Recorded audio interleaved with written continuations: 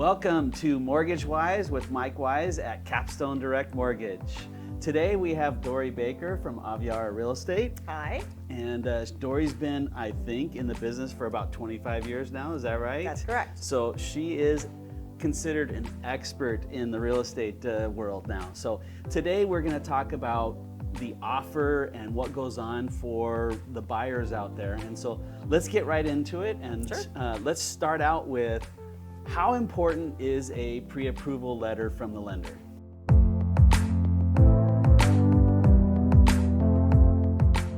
Okay, that's a good question. It's hugely important for a couple reasons. Number one, when you're starting out looking, it's really important that you talk with a lender first and figure out how much you can afford. Because the worst thing you do is go out and look at things that you can't afford. And then later when you start looking at things you can afford, they don't look so good anymore. Right, they're disappointed. Yeah, because you've been looking at homes that are $150,000 more expensive. Yeah. So it's important to know what your price point is. Yeah. It's also important because in this market, the market is so quick. If you're going to look at homes and you have the intention of writing an offer, you have to be ready. You can't take 3, 4, 7 days at that point to get yourself pre-approved and get all of your information to the lender. Yeah. That doesn't fly. Yeah. And the third reason is because sometimes there's something going on your credit that you don't know about.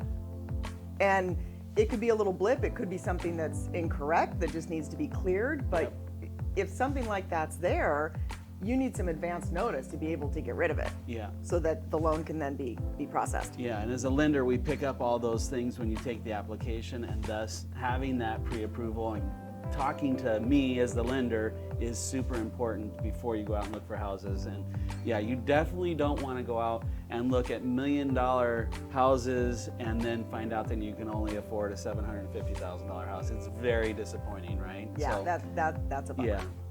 Yeah. Let's go a little bit into the offer. You found the home of their dreams, right? And they're totally excited about it. You're gonna write up the offer. What do you need from them as you're writing up that offer?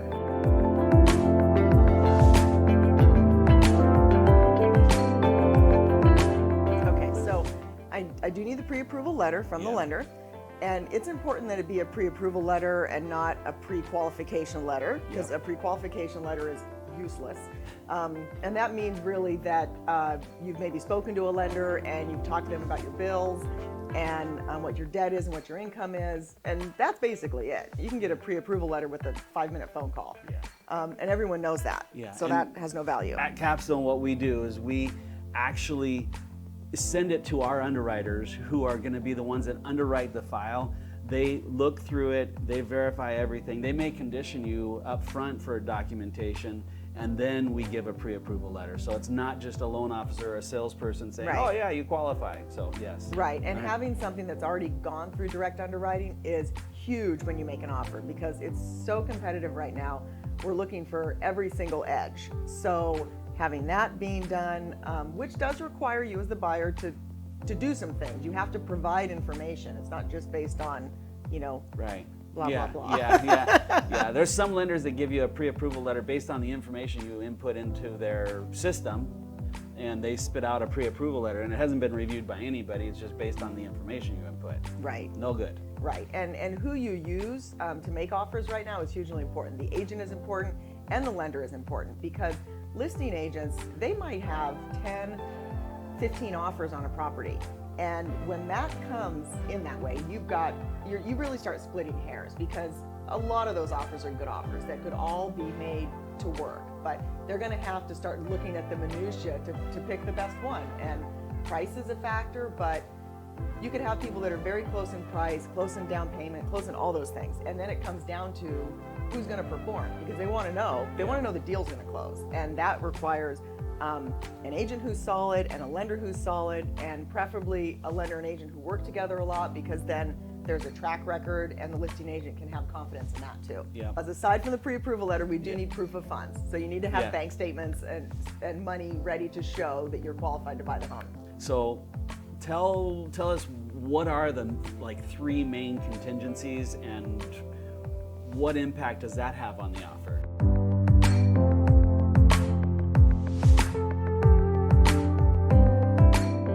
contingency is a little escape hatch for the offer. Yeah. So every contingency is a path for the buyer to cancel and retain their deposit, get their deposit back from escrow if they cancel under the terms of that contingency. As long as you have a contingency open, you have the ability to cancel out of the transaction under the terms of that contingency, and you're entitled to your deposit back. The most important contingencies are inspection, appraisal, and loan. There are some others, review of HOA information, and review of the disclosures that you receive from the sellers. Those are the main contingencies, but the top three are inspection, appraisal, and loan. In the contract that you write up, they're all in there for, I think, 17 days now. Yes. Is that the kind of the standard time frames? And so if you were the listing agent and you got 10 offers and they all came back as 17 days with the loan contingencies or loan, appraisal, and inspection, then they're all the same, right? Mm-hmm. What makes one of those stand out? What the seller wants to know, as a listing agent and the seller, they want to know that the deal is going to close and they want the best circumstance for themselves. They want to know that it's going to be certain as soon as possible. So they want the contingencies to be as short as possible. So, again, when you're the listing agent and you're getting 15, 20 offers on something, to be honest, and this sounds harsh, but it's just a sign of the times. If I get offers and the contingencies are left at 17 days, a lot of times those buyers don't even get a counter offer because they didn't demonstrate to me that they really want the house. That's crazy. It is crazy. It is really crazy. But at this point, you're not going to counter 10 or 15 agents or buyers. You're going to pick the best 3 to 5 offers, and that's who you're going to engage with. Being able to write an offer with aggressive contingency periods is really important right now. So once the buyer or the seller has come back and said, yep, you're good to go, I love your offer, we're going to pick you guys and we're going to close on this transaction. So now the fun begins. Like, what does the buyer have to do at that point in time?